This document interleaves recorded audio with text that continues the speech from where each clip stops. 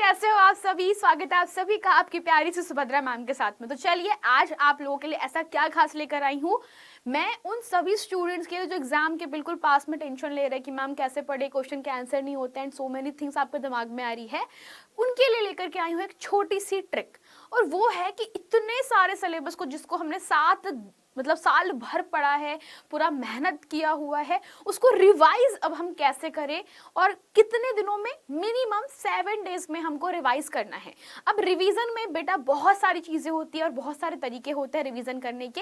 हर किसी विद्यार्थी के रिवीजन के तरीके बहुत अलग हो सकते हैं, परंतु मैं कुछ ऐसे टिप्स की बात कर रही हूँ जो सभी बच्चों के लिए, जिन्होंने बहुत ज्यादा पढ़ रखा हुआ है उनके लिए भी, और जिन्होंने पढ़ रखा हुआ है लेकिन बिल्कुल भी रिवीजन नहीं किया है उन बच्चे लोगों के लिए भी ट्रिक्स लेकर आई हूं जो कि आपको रिवीजन करने में बहुत ज्यादा हेल्प करेंगे।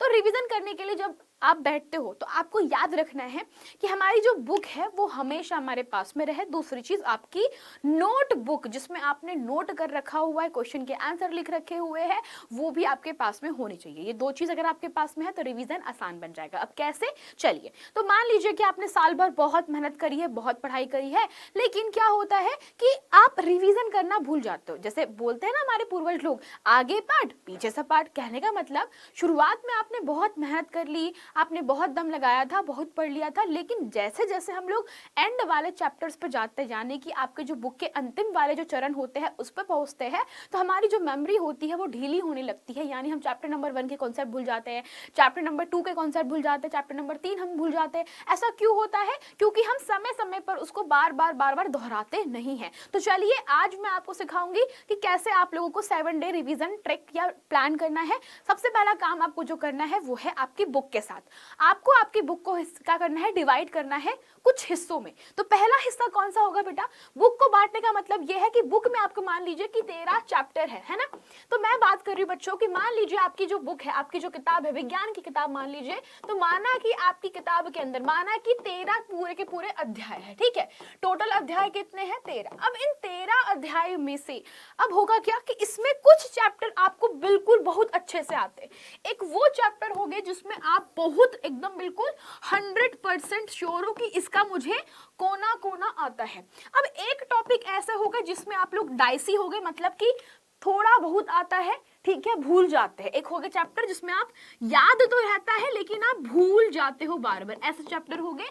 और ऐसे भी कुछ चैप्टर हो गए जिसमें बेटा आपको कुछ समझ ही नहीं आया, या हो सकता है कि समझ में लेट आता है, या फिर ये आपको याद ही नहीं हो रहा, याद ही नहीं हो रहा कैटेगरी, ठीक है। तो याद ही नहीं है कैटेगरी में हमने रखा है। तो 3 हमारे पास में है। पहली कैटेगरी जिसमें आपको 100% सब कुछ आता है, दूसरी कैटेगरी जिसमें आप भूल जाते हो, तीसरी में आपको याद ही नहीं आता कि यार मैम क्या पढ़ाया था, कुछ पल्ले नहीं पड़ता। अब करना क्या है आपको जो 100% आता है, कहने का मतलब जो चैप्टर आपको बहुत अच्छे से आता है, जैसे मान लीजिए आपको परमाणु अणु बहुत अच्छे से आता है, आप लोगों को बल और गति के सिद्धांत बहुत अच्छे से आता है, आप लोगों को जड़त्व का नियम आता है, आपको कार्य शक्ति और ऊर्जा आता है। लेकिन अब होगा इसमें कुछ ऐसे भी चैप्टर हो गए जो आपको नहीं आते, जैसे कि आपको कोलाइड, विलयन और निलंबन में अंतर ही नहीं पता। अब होगा ना, ऐसे तो होते हैं। तो जो आपको आते हैं बेटा उनको हमें रिवीजन में कम ध्यान देना है, हम लोग इस पे बाद में आएंगे। हम लोग सबसे पहले वो याद करेंगे जो कि आप लोगों को नहीं आता, तो समझ ही नहीं आया, ठीक है। तो जो आप लोगों को याद नहीं होता है उनको सबसे पहली प्रायोरिटी देंगे। तो मान लीजिए कि चैप्टर नंबर 2 आपको नहीं आता है, मानो कि चैप्टर नंबर 5 आपको नहीं आता है, माना कि मैंने चैप्टर नंबर 7 और 8, 10 आपको नहीं आते, मान लिया कि आपको चैप्टर नंबर 1, 2, 3, 4 अच्छे से आता है, 2, 5, 7, 6 ये नहीं आता, ठीक है। और अब जो भूल जाते वाले चैप्टर है उसमें मान लो चैप्टर नंबर आपके पास में 11 है, चैप्टर नंबर आपको 1 भूल जाते हो, है ना। तो ये भूल जाने वाले चैप्टर है जो कि समझ में आ गए थे बस भूल जाते हो। और एक जो आपको अच्छे से आता है, जैसे फॉर एग्जांपल चैप्टर नंबर 4 अच्छे से आता है, चैप्टर नंबर आप लोगों को 3 अच्छे से आता है ना। तो ये मैंने बस एग्जांपल दिए हैं। अब क्या करना है कि आपने डिवाइड कर लिया। अब बुक को डिवाइड करने के बाद का जो नेक्स्ट स्टेप है बच्चा, वो है आपके चैप्टर के 1 शॉट रिवीजन। यस, अब हमको क्या करना है, हमने कैटेगरी में डिवाइड कर रखा किताब को जब बांट लिया है तो अब क्या करोगे आप लोग, रिवीजन करोगे, पढ़ना शुरू करोगे। तो जो आपको नहीं आता, जो आपकी 3rd कैटेगरी है ना, तो पहली कैटेगरी मैंने यहाँ पे लिख देती हूँ, तो ये आपकी कैसी है बच्चा, ये आपकी फर्स्ट कैटेगरी हो गई। तो ये आपकी फर्स्ट कैटेगरी है, ये सेकंड कैटेगरी है, थर्ड कैटेगरी। हम लोग शुरुआत कहाँ से करेंगे, थर्ड कैटेगरी से स्टार्ट करेंगे। तो तीसरी कैटेगरी से शुरुआत करेंगे। तो सबसे पहले हमें क्या करना है बच्चा, थर्ड कैटेगरी को सबसे पहले निपटाना है। तो थर्ड जो हिस्सा था, जो हमको बिल्कुल नहीं आता, उनके वन शॉट लेक्चर देखेंगे, ठीक है। तो इनके हम लोग क्या करने वाले हैं, वन शॉट लेक्चर्स प्रिपेयर करेंगे। सबसे इंपॉर्टेंट चीज, वन शॉट लेक्चर्स में क्या होगा, जो भी पढ़ाया है वो बिल्कुल शॉर्ट में समझाया जाता है और वो काफी अच्छा होता है किसी भी चैप्टर को रिवाइज करने के लिए, ठीक है। फिर आप लोग सेकंड वाले, जो सेकंड कैटेगरी थी बेटा, तो सेकंड कैटेगरी वालों को आप लोग क्या करोगे, सेकंड कैटेगरी वालों को पढ़ोगे, फिर आप लोग इसको पढ़ोगे, फर्स्ट कैटेगरी वालों को पढ़ोगे। तो ये आपकी पढ़ने की ट्रिक हो गई, ठीक है। तो ये आप लोगों का सेकंड स्टेप हो गया। अब तीसरा स्टेप क्या होगा बच्चा आप लोगों के पास में, तो थर्ड स्टेप है कि जो आपने वन शॉट पढ़े हैं, तो वन शॉट से आप लोगों को क्या करना है, शॉर्ट नोट्स बनाने हैं।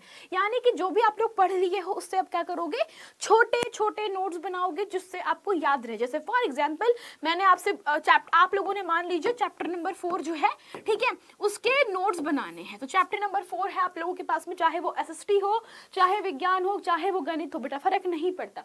अब आपको क्या करना है, शॉर्ट नोट्स बनाने हैं। तो जिनके भी आप लोग नोट्स बनाओगे, तो नोट्स कैसे होंगे, जैसे मान लीजिए चैप्टर नंबर 4 में है परमाणु, तो परमाणु किसने बनाया, ठीक है। तो परमाणु के 3 मॉडल पढ़ने हैं हमको, जैसे कि डॉल्टन बाबा का एक पढ़ना होता है, दूसरा हमको पढ़ना होता है बच्चा आपके पास में रदरफोर्ड का, ठीक है।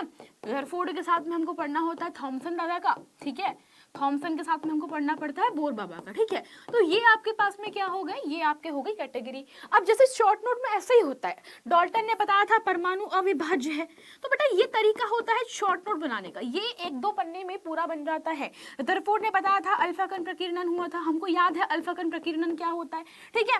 एज इट इज याद नहीं रखना है, अपने शब्दों में लिखना है, याद रखिएगा जो आपने समझा है वही आपको लिखना है, डिटेल में नहीं लिखना है, यही शॉर्ट नोट है। शॉर्ट नोट का मतलब ही होता है बेटा आप कुछ भी एक लाइन से ज्यादा नहीं लिखोगे। शॉर्ट नोट मतलब कि बिल्कुल संक्षिप्त में आपने एक पन्ने में पूरा का पूरा जो चैप्टर है उसको छाप दिया है, ठीक है, ठीक है। थॉमसन ने बोला था कि तरबूज जैसा दिखता है, तो ये आपके पास में हिंट होती है जिससे आप लोग शॉर्ट नोट प्रिपेयर करते हो। बोर ने बताया था आपके पास में इलेक्ट्रॉन वितरण कैसे होता है, तो ये वाली चीजें आपको ध्यान रखनी है। एंड दैट्स इट बच्चों, तो हम लोगों ने 4 परमाणु मॉडल एम पढ़ लिए। अब हम लोग फिर पढ़ेंगे कि इलेक्ट्रॉन वितरण, फिर आपके पास में इसमें क्या बचता है, सिर्फ एक चीज बचती है आपकी संयोजकता, परमाणु क्रमांक, परमाणु द्रव्यमान, संभारिकता, ठीक है। तो यही बचता है आपके पास में, पूरा चैप्टर कंप्लीट। तो ये होता है शॉर्ट नोट बनाने के तरीके। तो आपको क्या करना है, शॉर्ट नोट बनाना है जो आप लोगों ने वन शॉट पढ़े हैं उससे।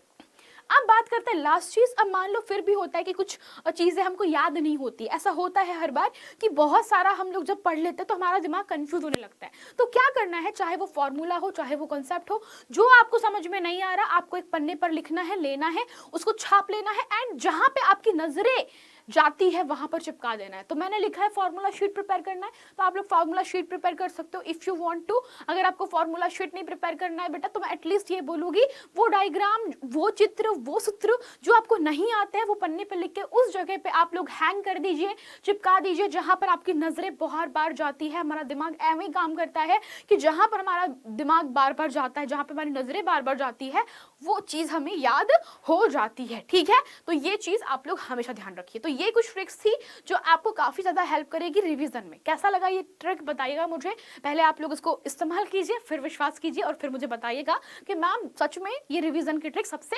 बेस्ट थी। तो चलिए यहीं पर आज का सेशन हम लोग एंड करते, तब तक के लिए bye bye, tata, see you and take care guys. ध्यान रखिएगा एंड पेपर के लिए बढ़िया से तैयारी कीजिएगा।